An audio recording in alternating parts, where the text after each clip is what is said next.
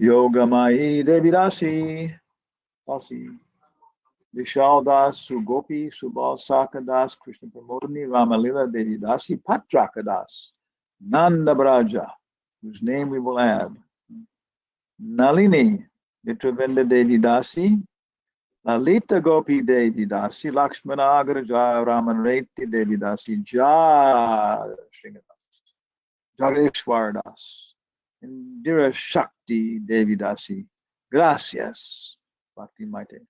Carlos wrote, Abhinandan Webb.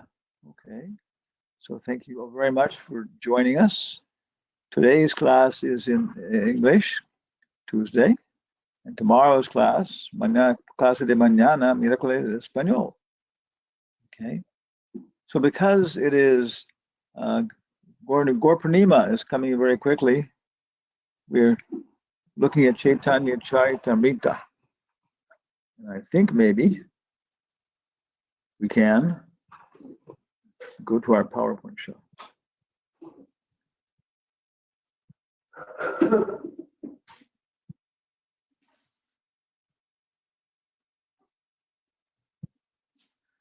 Jaya Jaya Shri Chaitanya Jaya Nityananda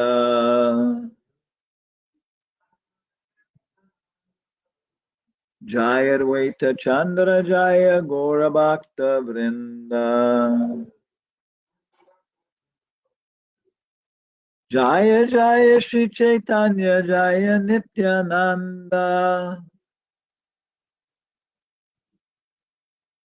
Jaya Dvaita Chandra Jaya Gaura Bhakta Vrinda. We can all chant together.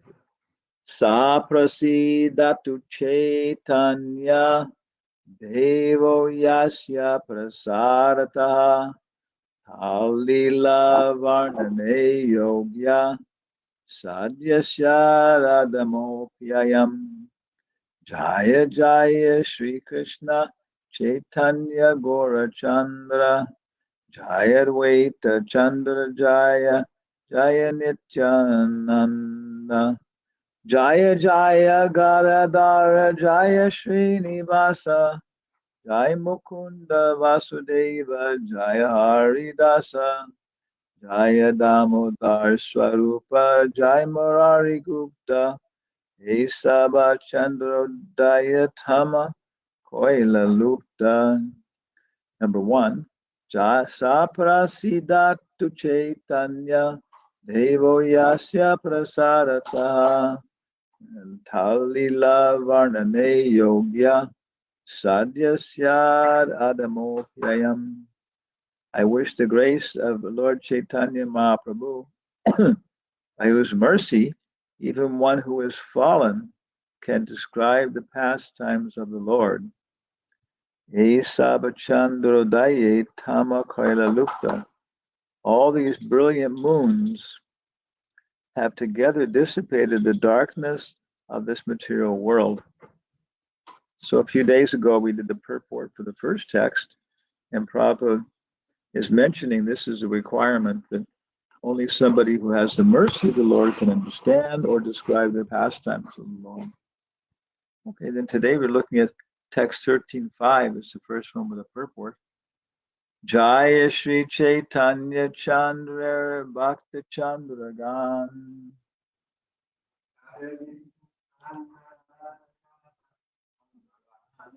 Jaya Shri Chaitanya Chandra Bhakta Chandra Gan.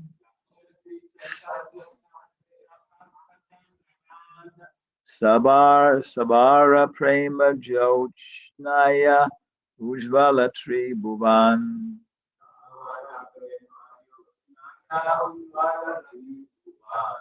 Sabara Prema Jyochnaya Ujvala Tri Bhuvan.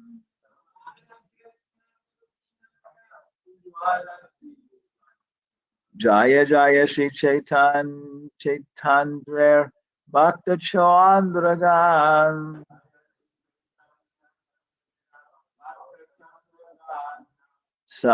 Sabara Prema Jyochnaya Ujvala Tribhuvan.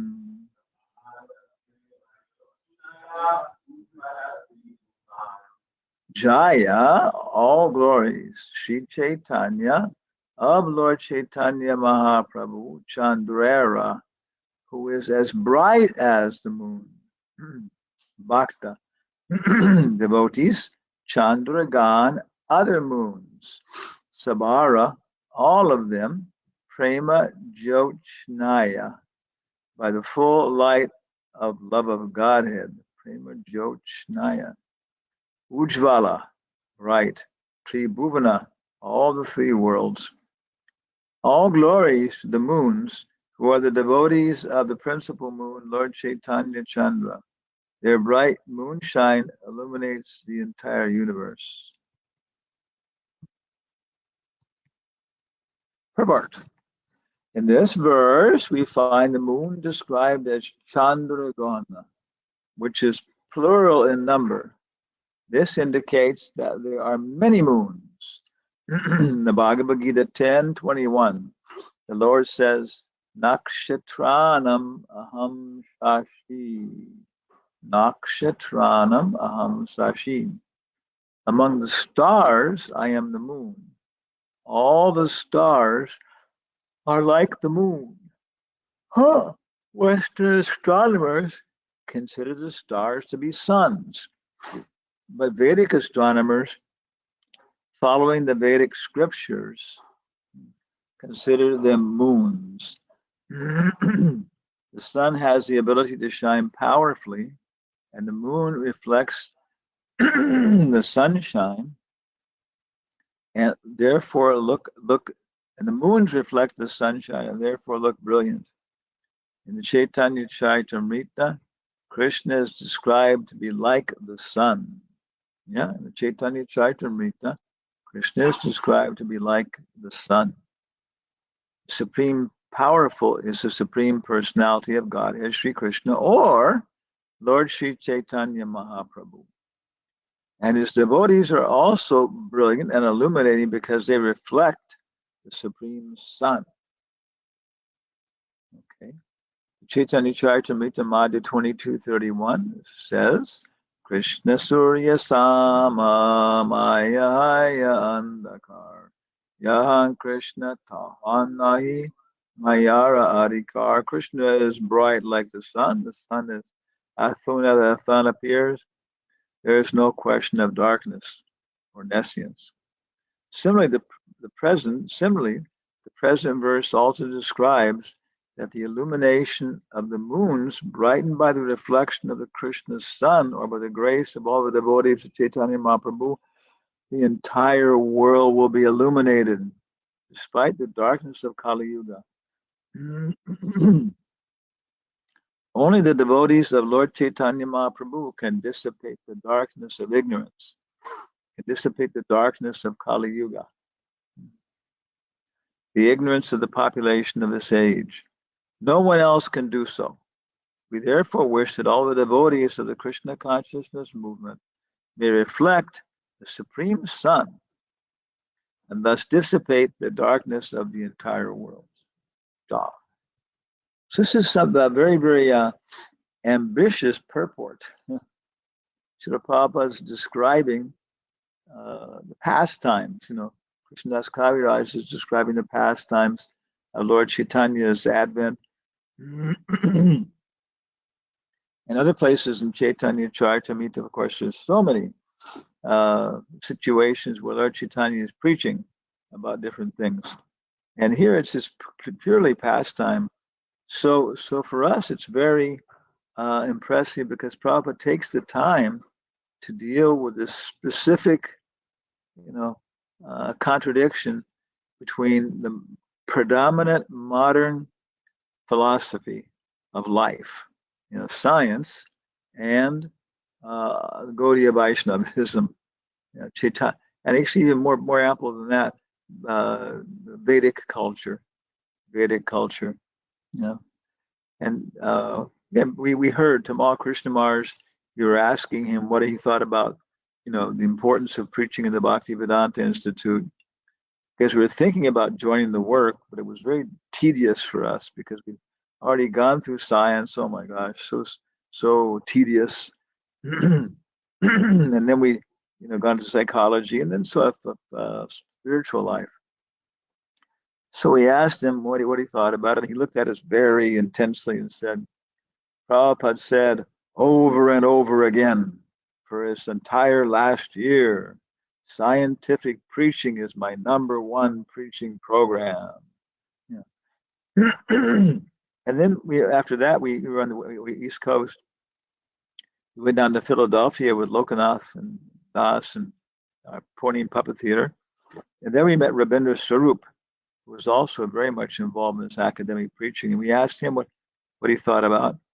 And he said the same thing, that, but it wasn't so intense. It was more friendly. And so then what we said, but you're saying this, but you didn't take your degree in science. You took it in history or something like that, literature. And he said, because I can't stand science. Okay. So it gave us some perspective. And then we decided, then we surrendered, we made this actual conscious thing. Okay, we want to do it. You want to do it. But then we were seeing, some different people. Tamal Krishnamars hadn't started, a Bhakti Vedanta Institute. Vendra Swarup was taking his diploma in another area. And so we began to think, okay, everybody has a different nature. We're all going to participate in the science preaching in different ways. And then we, as far as we can tell, we've done very well to fit in. We worked for many years with the Bhakti Vedanta Institute. We were on the board of directors, And now we're continuing with our certain level of sincerity. So right here we see it's very significant. I think Prabhupada makes this statement that scientific about the moons and stuff. And also it's maybe one of the most reading it today.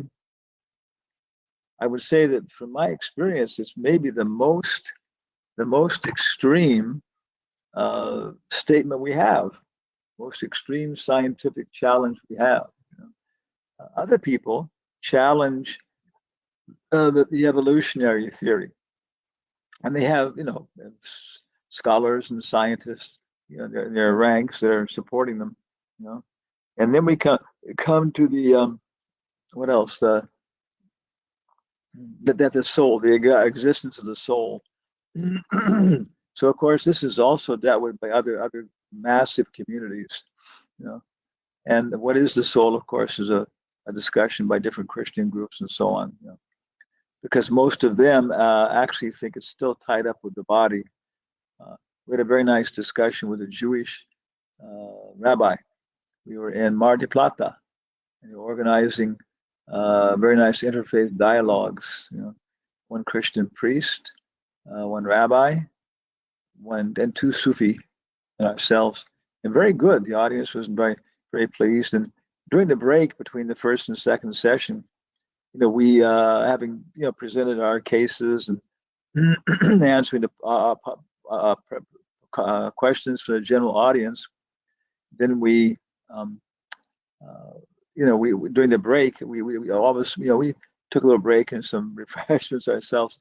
But I noticed all the members of the panel were then asking much more like advanced questions of each other.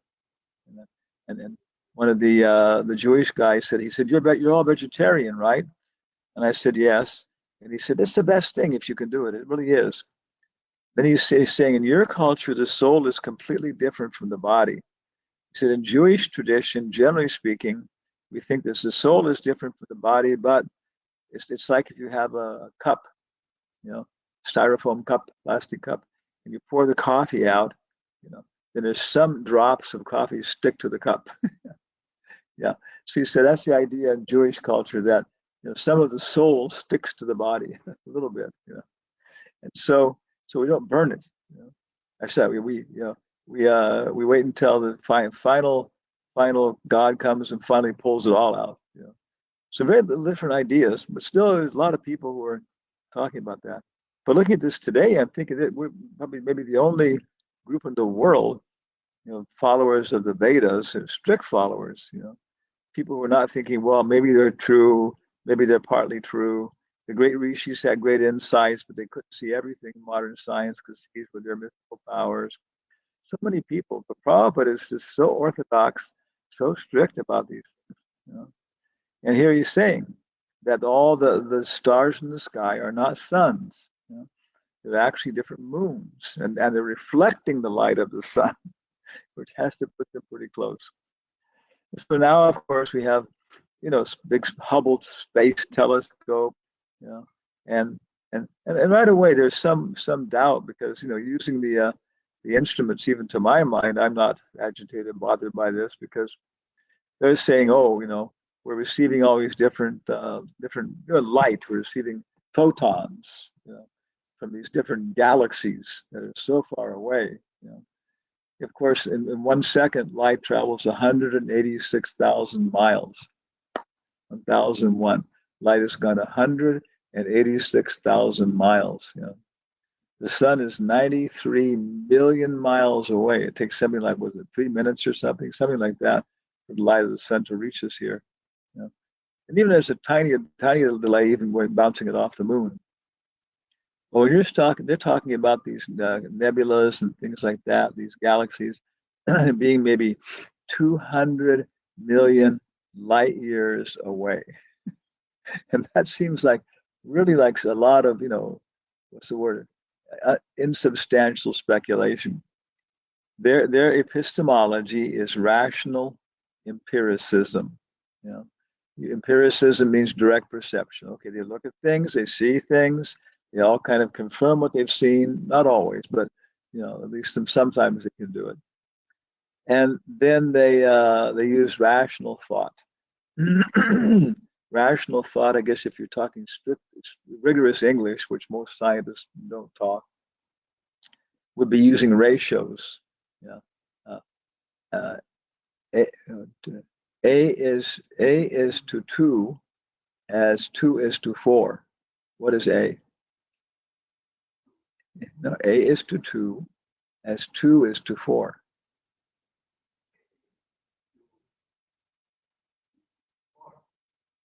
One. 1 is to 2 as 2 is to 4. So this would be rational thought, making ratios. And so it's a very, using the language strictly, English language, we get some other processes here. But we're talking about logic here. So most of their logic is based upon mathematics. They're talking about rational empiricism. They're talking about direct perception using mathematics, arithmetic, geometry, trigonometry, analytical geometry, calculus, Fourier transforms, whatever they have, systems of logic. Some useless, some wonderful. So, but considering this whole thing, we give an example, a very common example. Anybody can do it. Just take a ruler, straight ruler, or any straight pipe or something, and stick it halfway in a bucket of water. And the direct perception is that the pipe comes down at the surface of the water and then moves to one side. You can directly see that. Now you don't believe that because you can feel it, and it's different in different experiences. But if you're actually just dealing with direct visual perception, it's very clear. Everybody can see it like that. Okay. So that's just right within our range of experience. There are different kinds of changes in the atmosphere which influence the actual light that's coming to us right within our within our own backyard.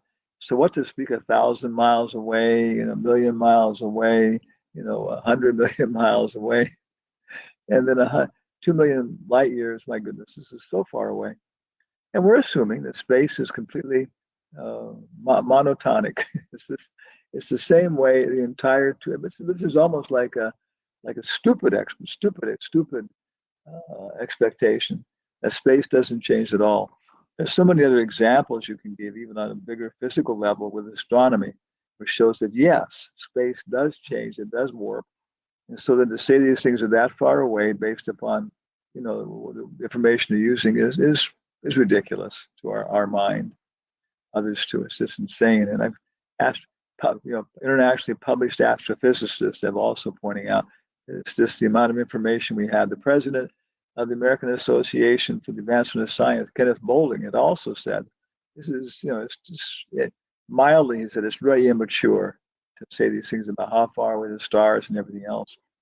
Now, of course, they have some space probes they're sending out, but what's happening to them along the way? Are they also being changed in their instrumentation? And they're sending signals back, but how strong are those signals? I mean, how far they can go before those signals just disappear in the distance like that? So some discussion of it. So, but it's still a very strong challenge. And I know people who directly, I remember one conversation with one person, this was one of the fundamental reasons he didn't become a devotee, because of this statement that the stars are reflected light of the sun. Very strong. So, but we see Prabhupada's information confirmed from so many angles, and we also see by doing it that the mind that they're using to do all these things, we have a better understanding of the mind and how it works and all these things than they do. So it's a whole area of preaching in this area, and of course, many different devotees are more qualified to preach in this area. If you want to preach in South America, you have to preach in Spanish, maybe Portuguese, right? And if you want to preach to women, following Prabhupada's commentary, you either have to be a grihasta or a woman. Sannyasis and brahmacharis are only allowed short-term contact with women for preaching purposes. So generally speaking, if ladies have questions that relate to their particular, understanding, very serious, intelligent understanding of reality, then it's best to have the ladies answer them and so on. So all of us, need to know a little bit about something, and then develop our own particular responsibilities in our preaching areas. So of course, Sadaputa worked very, very vigorously in this area, producing several very good books, which gave very, very scientific adjudication for the Vedas like that. So that's about all I can say. Anybody have any comments on this? Of course, what here he's talking about is, he's talking about eliminating this ignorance of science and predominance of science. If Prabhupada's successful, our movement's successful, then, right now they think, Asian views of nature are inferior, kind of primitive, and in the West we are far more advanced. But the actual exact opposite will happen, is that people will accept that, develop that no, these ideas of Vedic cultures is far more advanced. There was always kind of primitive speculation and fantasy, going on in these industrialized countries. It's completely changed that. So any comments or questions of anybody's about these areas here?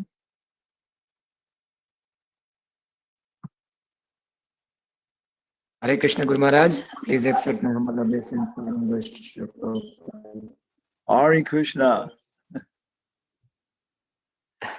Thank you, Guru Maharaj. Wonderful present. I have a question. So, if we do not follow rational empiricism, are you suggesting blind faith in Shastras? Why should we accept that? Okay, I always quote. Right away. I have a citation which I use all the time. Right? You know which one I'm going to quote? Which verse? Bhagavad Gita. Purport. 434. 434. I was guessing, but I thought I was trying to find a little more. Yeah. 434. Yeah. The purport.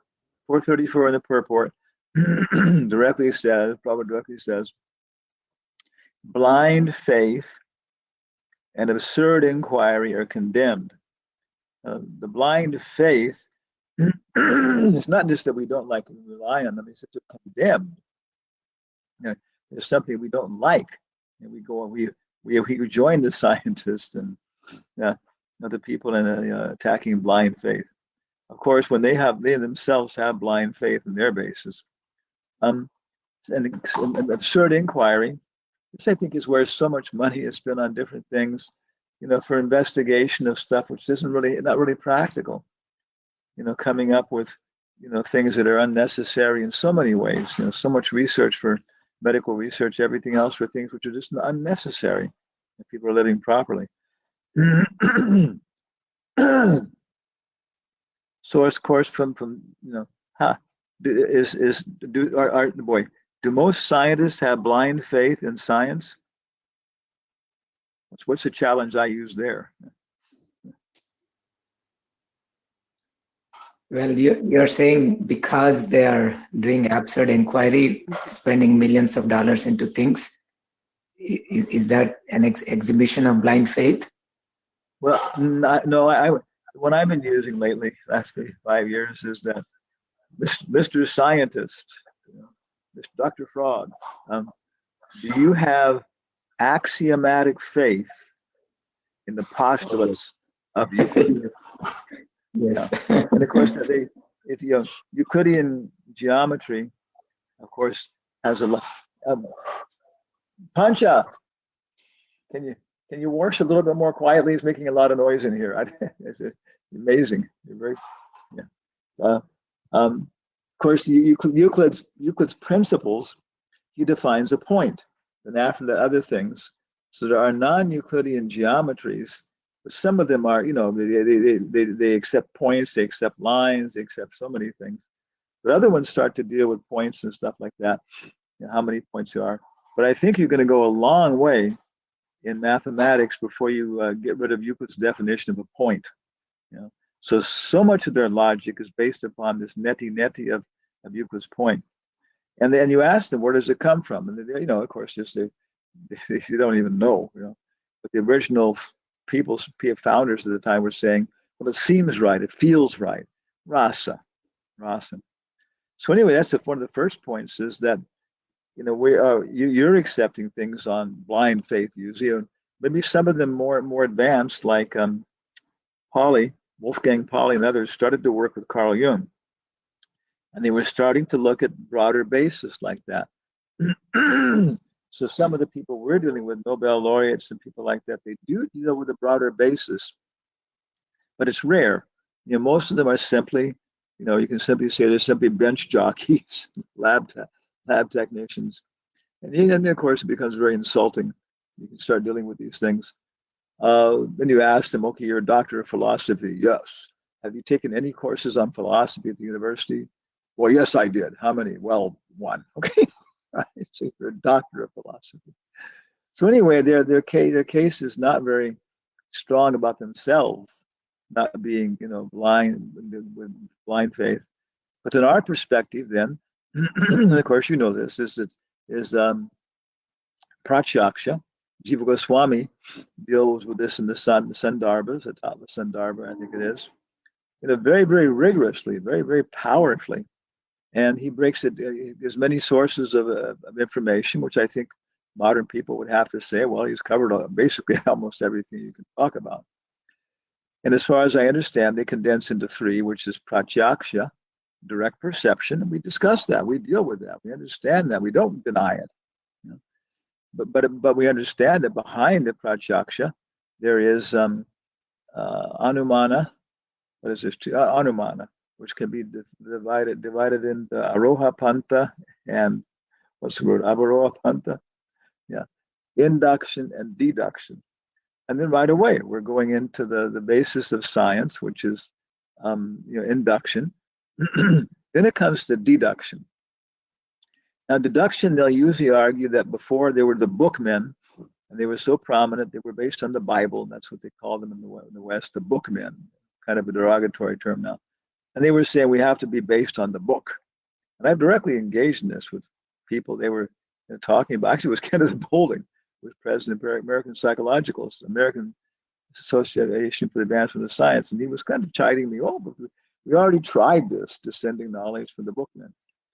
So that's the point where I would say that what we're suggesting then is that we have better books. At the Bible, we accept the Bible, but it was spoken at a certain time for certain people. It's a collection of certain things. And even now, the Pope, the current Pope, is saying, yes, we were not opposed to people investigating the origin of the Bible, the sources, the materials, using rational empiricism. But what we're presenting at that point, to my comprehension, is that these books, are coming from a better source. So you have to then investigate the source, investigate the sources. And of course, you investigate the first person who's passing along in the parampara, the person you're talking to. And most of the people in ISKCON will then, say, well, I'm not like presenting myself as an acharya. Actually, if you're in ISKCON, you're going to say you're not presenting yourself as a Sampradaya acharya. And there's A.C. Bhaktivedanta Swami. And now you have to investigate him. And he's quite accessible. I would say in so many ways. Prabhupada's quite accessible. Make a very thorough investigation. And you can try out his process in your own life, your own practical way, and discover what he's saying is true. I applied it, it works. Now, specifically about the stars and all these kind of things, it's a very technical thing. And but also too, the Vedas also apply the technical knowledge by which one can investigate these things, I would say. But that's a whole kind of thing, and for devotees to develop the actual technology to experience directly how the stars are at a certain distance from reflecting these things. But that's what I would say our basis is. And we're going, actually probably there's 4 sources: Pratyaksha, Anumana, and then Shabda. But then one purport, of course, they didn't take the notes down to write it. Prabhupada says when one surpasses descending knowledge, shastric knowledge, then he's talking about, Paramatma Gyan, intuition, insight, meditation, hearing, and then actually, I'm sorry, then dhyana, and the dhyana level where one is experiencing these things basically outside the body. So that's what I would say.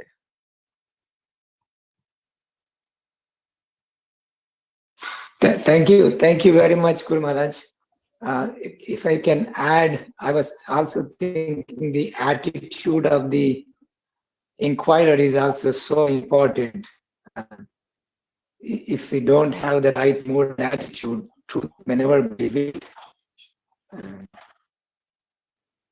It's because of our own. It seems, at least to me, that we have to take the process. The process itself purifies us, and then it's more accessible. When we follow the process, then it makes more sense, and you keep on going like that. Like the example you give of the spiral example.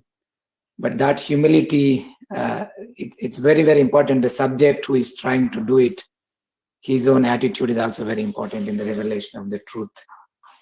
Is that right comprehension, Guru Maharaj? Yeah. No, exactly. That's what it was in the Bhagavad Gita. Krishna gives the elements by which one can know something. The very, very first one is what is humility or something. The first 2 or 3 are all humility.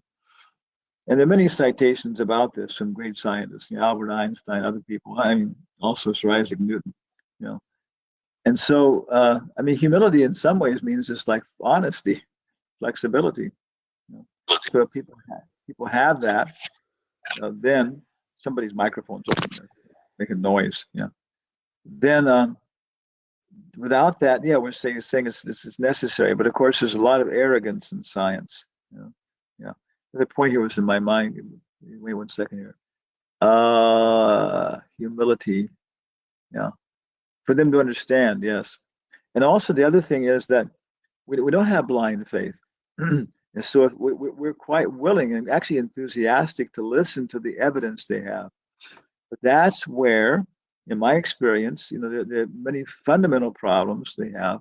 And then going beyond that, even in the actual, like we're saying, even the actual technical level, on their own level, without even ever coming in contact with Krishna consciousness, is these facts about describing the universe based upon empirical data, which is coming from 200 million light years away, is really, other stuff too. There was an American scientist. It was a very nice journal, and it had a variety of articles from different fields because of the community that was publishing it. Very respectable American scientists, not scientific American scientists. But then they put in little pull quotes and citations that, because it was coming, there was biologists, physicists, chemists, they were all sponsoring it. So therefore, they're not so highly technical in their own areas, other areas. So the articles were quite rigorous, but then they would have like a little kind of summary going along with it, which allowed people from different fields. So basically, if you had a nice college education, you could understand the general basic ideas of what was going on in the article and stuff. And so because of that, you could see that there's so many, they to get the money and everything else, they're doing so much propaganda to make the common people believe that we know everything and so on. Yeah. Okay. Thank you, Guru Maharaj. Question. Hello? Hello? Hare Krishna Maharaj. Hare Bol. Hare Bol. Bhakta Harsh. Professor Yes, Bhakta Harsh.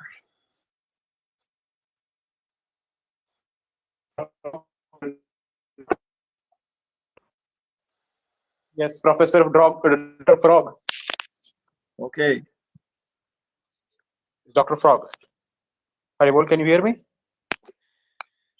Yes, now I can. Maharaj? Before it was now I can hear you. Before it was coming and going. I'm going to mute my microphone so I don't get feedback.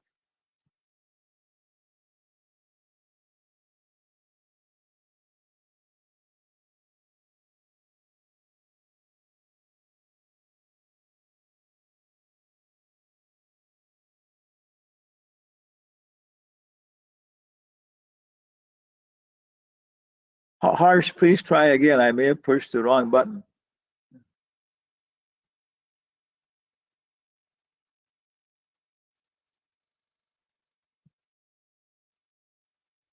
Hello, Harsh.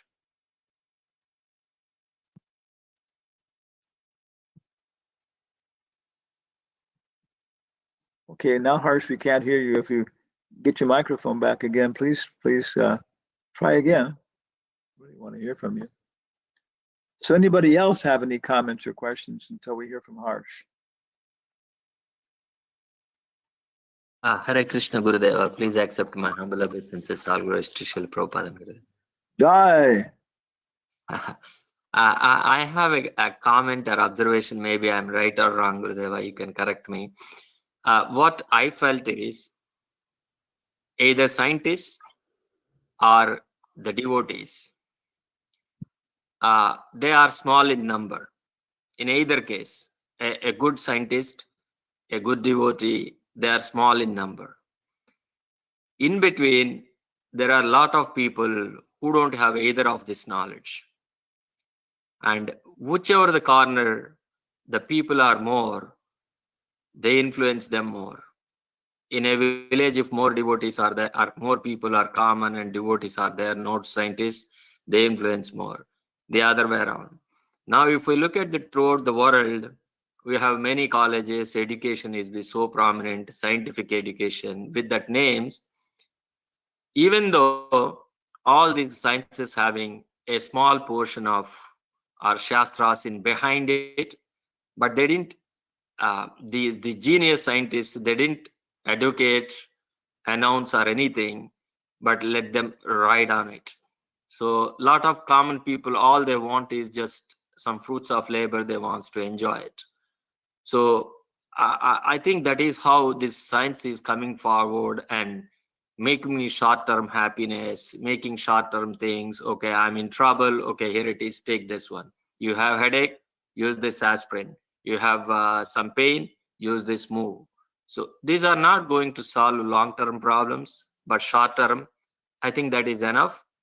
And we were brainwashed in such a way that, that is how the life is. And, be with it, live with it like that. This is my thoughts, Gurudeva. Any comments on that one, Gurudeva? No, it's very, very good. Very good. In Murfreesboro, it gets pretty boring. but sometimes I try and look at the university calendar, and sometimes there are things that are interesting at the university. So Jay Labov from the American Academy of Science, which was started by Abraham Lincoln during the Civil War, but it's the government created, academy for advising Congress. Okay, so he was from there, and he was there talking about, education because Murfreesboro is is a teacher training college to a large degree. It's how it was started. Still have a lot of education, teacher training. So he was there talking, and there were a couple of big people there with him from the campus, and many students in the audience, professors. At nighttime, and he was talking about the importance of scientific education in the university, so people can understand about that about evolution. They can understand that that evolution is reality, and we all come from matter and things. These things develop. It was interesting, and he was a little bit some some open-mindedness to him. but in general, in the beginning, he said maybe 30 years ago, they had this big program. They did a survey. It's like exactly what you're saying. It's like maybe 25% of the people believe that God created the universe, and 27% of the people believed that it was created from matter. Okay, and everybody else didn't care. That's what you're saying. Actually, very few people really cared, or really had a whether whichever way it was created by. They didn't support either philosophy. So they said they went through a gigantic educational program and trying to develop it and communicate to people and everything else. And maybe 15 years ago, they did the same survey, and it came back that the number, I guess 25% still believe that God created the universe. And by all their efforts, they've increased it from 27%, maybe 20, 29, 30%. Some small fraction like that, And so they're still continuing, they're trying to figure out what it is that the people don't really care about, don't really trust science that much, and so forth, so on. But it's in the United States too. Other countries may have more faith in science than people do in the United States, because they see the results and they respect it more. So it's exactly talking what you're saying, and then many other points could also be developed on this point. But that's it's the mass of people, for publicists, follow authorities, and if the government supports some philosophy, then what do you expect? And people believe it.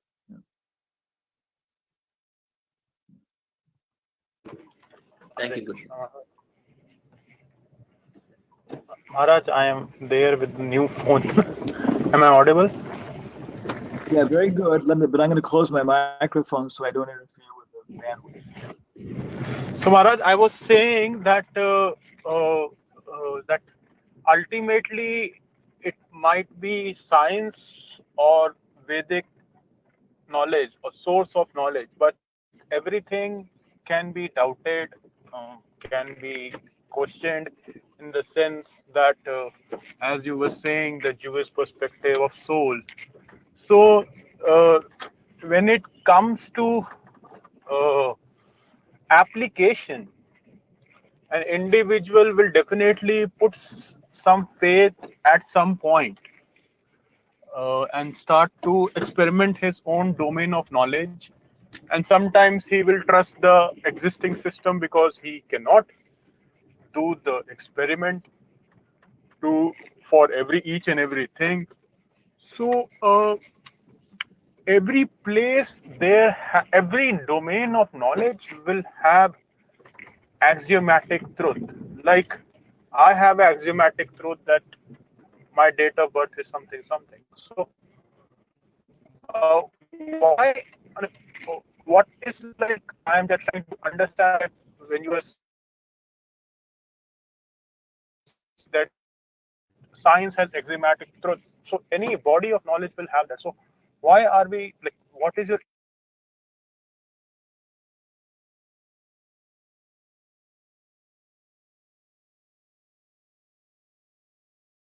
You got to the point where you said anybody will have axiomatic truth, and then your connection broke. Can you try again after that? Or let's put it in the chat and I'll look at it. So I am asking, why are we discussing that axiomatic truths are there? So every body of knowledge will have it. So why in this discussion today we are discussing that science has axiomatic truths? Because generally speaking,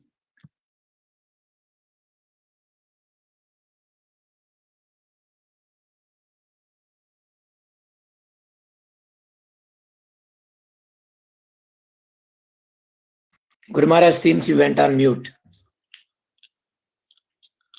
thank you. Yeah. Because we're talking about blind faith, blind faith in axiomatic truth, which means that people have they don't really examine what their axioms are and what their resources are. We have, I mean, we could say, and now we have to go back to the etymology of the word axiomatic.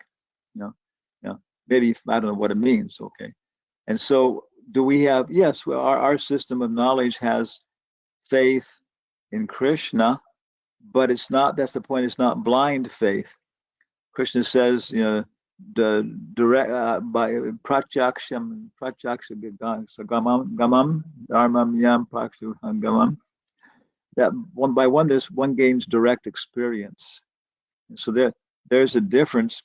Is that we're presenting that our knowledge is coming through direct experience. You simply have to wake up sensitivities, which when you wake them up, you'll understand. Yeah, I'm experiencing everything I experienced before, and I'm experiencing more. And now I can see my previous experiencing modes, what their limitations were, which I didn't know before. And so we'd have to understand what axiomatic is. But maybe, yes, we also, Christian consciousness is also axiomatic, but they haven't examined, the other groups haven't examined it. And in science, they're criticizing other people for having blind faith, superficial faith, highly motivated, faith, but they themselves, haven't gone very deeply. So Maharaj, I do agree with that. Because let's keep the criticism away, because even religionists do that, and spiritualists do that, and scientists do that. That's a personal matter. So whichever body of knowledge was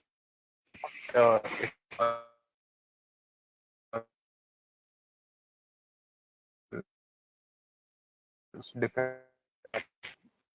But do that. The point is, what I was understanding is axiomatic truth is unless I experience that, will be a blind wit. So, like chanting a holy name is Harsh, can you hear me? So, hello, Harsh. Somebody might say it. Prabhupada might feel it.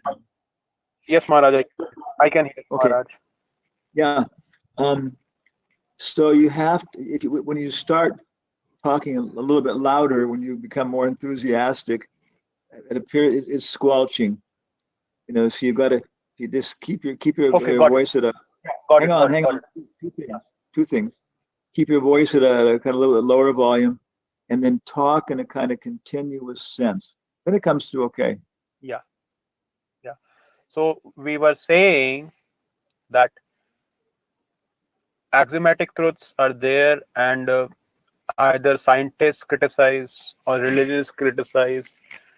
That's again a human tendency, that whatever I am trying to follow. However, that does not mean I'm trying to say that Prabhupada was wrong. But when Prabhupada says that spiritual sound is transcendental, Hare Krishna Maha Mantra is transcendental, I am actually putting my faith in his demeanor, the way his work, the things he was able to do, rather than the words. Because I myself, I don't know how many can verify at this stage that sound, the Hare Krishna Maha Mantra, is transcendental. And even if we try to verify, we will use the scientific equipments. So ultimately, it seems to be experience and rasa which makes sense to us, because axiomatically we all are searching behind the happiness. Thank you, Maharaj. So I Adoshvada, Sadhusanga, Bhajana Kriya, Nartanivritti, Nishta. There's different levels which are there described with detail, where we can see our level of purification, our level of realization. And I just given one, which is very common, but there are other ones. Many times Prabhupada's talking about different levels. So in the beginning, one's senses may be very contaminated from continuously poisoning them with nicotine. You're smoking all the time, and then you've got to stimulate with caffeine, coffee and cigarettes, to have any kind of ability for your senses to actually work, and then they're gross. And so you start doing all kinds of gross engineering and designing and work and but as you get free from these things and your senses become more subtle, and then you can start to experience subtle things within Prabhupada's kirtan, within the Mahamantra, listening to his tapes of him. Very nice. Oh, yeah. And I directly experienced this when I'm hearing. We heard very, renowned, respected Indian musicians, and we could tell it was coming from a sensuous level, stimulating the ear, but they weren't stimulating any much deeper than that, even the prana, the level of prana. And so you become more purified. Then you get off the visual level, you go to the tactile level, you go to the spatial level, and even on the gross material senses, you begin to see, wow, his words penetrate. But hearing the philosophy and having some special mercy with some higher experiences here and there, I remember, no, this is still on a bodily level. Yeah, I'm on the level of the Gandharvas. I'm on the level of Indra. I'm on the level of the sages, and I'm of how we call it, Maharloka. And so by doing these things, by get free from illicit sex, the prana is rising. So you're starting to respond to things not so much from your Muladhara chakra, from your stomach, and it goes above the stomach, until finally you're starting to experience things more subtly in the body, and then you can do things like that. You can manipulate matter in a subtle sense, and this is where karate people and these things, they do things which scientifically, like you say, scientifically within their range, they can evaluate them, but they cannot understand why it's happening, because they're on this level of visual perception. And the higher than that is tactile, and the higher than that is acoustical. And so my own experience in dealing with this, and then some special experiences sometimes, wow, yeah, I saw that, yeah, what it's talking about, and I'm experiencing that. And it's not a hallucination. I know what hallucinations are. Scientists who say, oh, there's religious people are hallucinating, they haven't even taken psychology 1A and had 1 week on psychopathology, what to speak of being more trained in it. So there's a lot of investigation you can do through Western science, and higher Western scientists, they're coming to us and they're saying, yes, we're seeing subtle things within your culture. And so that's what I would say, that as you go on becoming purified and more, I'm just, now when I'm chanting the mantras, I can manipulate the sound and the tactile experience, and then the intellect. And I can see how the intellect gives a perspective on it, the intelligence, and it becomes a matter of controlling the intelligence when chanting. So all these things you're not identifying with them. And the Maha Mantra that we're receiving from Prabhupada, from the Parampara, that goes on. As long as we're not offending it, Krishna's present. So the experiences are there at different levels as we become purified, and we don't have to have. Prabhupada gets condemned, In the beginning, it's just that this man is a sane man. He's dressed properly. Other people respect him. He has buildings and places like that. Let's listen to what he's saying. And then if we go on, then we begin to discover more and more depth and everything else, and the acharya like that. So how does that touch you? Yeah, yes, Maharaj. Thank you very much. We did not want to offend you, but it seems that uh, Tom Brown wanted to have some counterpoint of view from us from many days of time. And if we just say yes to him, he will like okay, not be that interested. So we just try to make Tom Brown happy. Thank you, Maharaj. Yeah. Yes, thank you very much. But Prabhupada actually pushed disciples to argue with him. So very nice to hear from you. As you know, we're making our movie, and our movie is supposed to take us to India. Yeah, we're just pretty soon we're gonna. Should we buy tickets for India? What do you think? Maharaj, there is an update from our side. We have met a producer of Bhojpuri films. He is planning to make a movie which can get him an Oscar.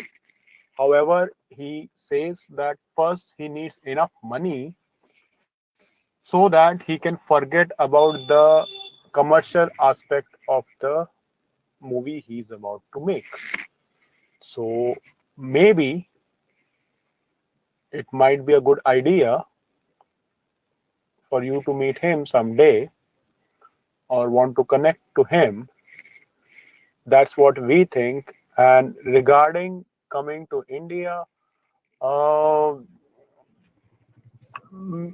that you can see, Maharaj, in your how does it fit in your spontaneous sadhana, because obviously people and we hanker for your association.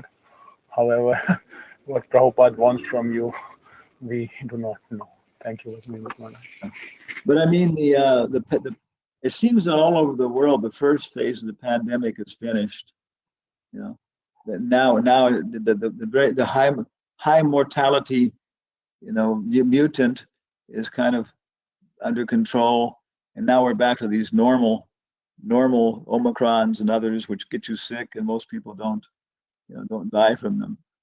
Yeah, so Maharaj, regarding that, what we will understand from our observation is that we most of Indians have taken the Indian variant of the vaccine. We haven't seen many foreigners yet, and most of the people are now behaving as if it was not there. So the medication is working for those people, but I actually do not know how does the foreign medication responds to the Indian variant and those sort of things. So maybe I'm sorry I'm relating to your foreign body, but maybe somebody who is in Mayapur and they can tell you, because they have taken those. We have good resources here. Nitai Gaur Sundar courses. When you go to Nitai Gaur Sundar's house for some social function, if you say Dr. Singh, 5 people will turn their heads.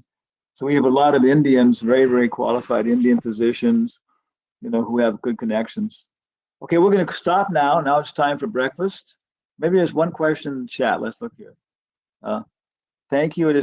Thank you. It's difficult to speak in English. Very important. Param. Okay. Indira Shakti says, in any case, we want knowledge to transform ourselves, and many times that transformation is what costs the most. Sri Caitanya speaks of being humbler than straw. Krishna speaks of the qualities of the devotee in Bhagavad Gita 13:8-12. Begins with humility. And I think to surrender to the process, to continue chanting, we have to accept our lack of progress. Yes, more humility. Because it doesn't matter whether, the Crab Nebula is to 200 million light years away or something else. It has almost no influence on whether or not we're going to be happy. So thank you all very much. Chant Hare Krishna, and we'll see you soon. Thank you very much, Guru Maharaj. Hare Krishna.